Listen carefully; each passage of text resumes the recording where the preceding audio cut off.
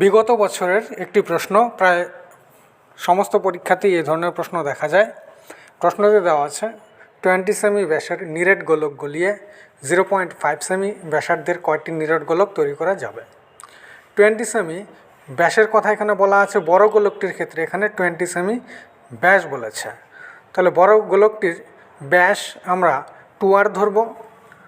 2r 20 semi হলে আর বড় হাতের আর এখানে বড় গোলকের ব্যাসার্ধ ধরব। 2r 20 সেমি হলে 1r 10 সেমি হয়ে যাবে। ছোট গোলকের ক্ষেত্রে আমরা এখানে দেখতে পাচ্ছি 0.5 সেমি ব্যাসার্ধ দেওয়া আছে। ছোট গোলকের ক্ষেত্রে ব্যাসার্ধ আমরা ছোট হাতের আর ধরব।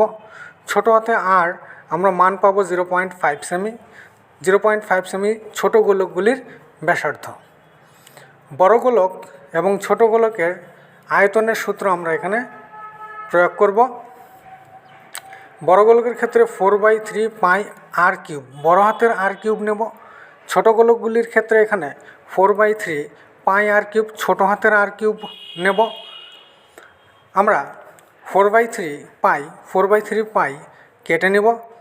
কাটার পর আমরা এখানে বড় হাতের আরের মান এখানে 10 সেমি, আর কিউব অর্থাৎ 10 কিউব, ছোট হাতের আর 0.5 সেমি কিউব হয়ে যাবে।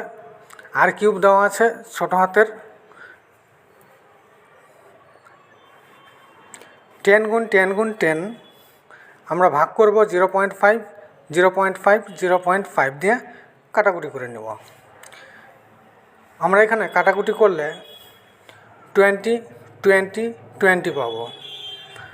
20 20 20 গুণ করলে আমরা এখানে পাচ্ছি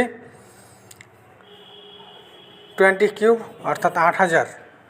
8000টি ছোট গোলক আমরা এখানে পাবো।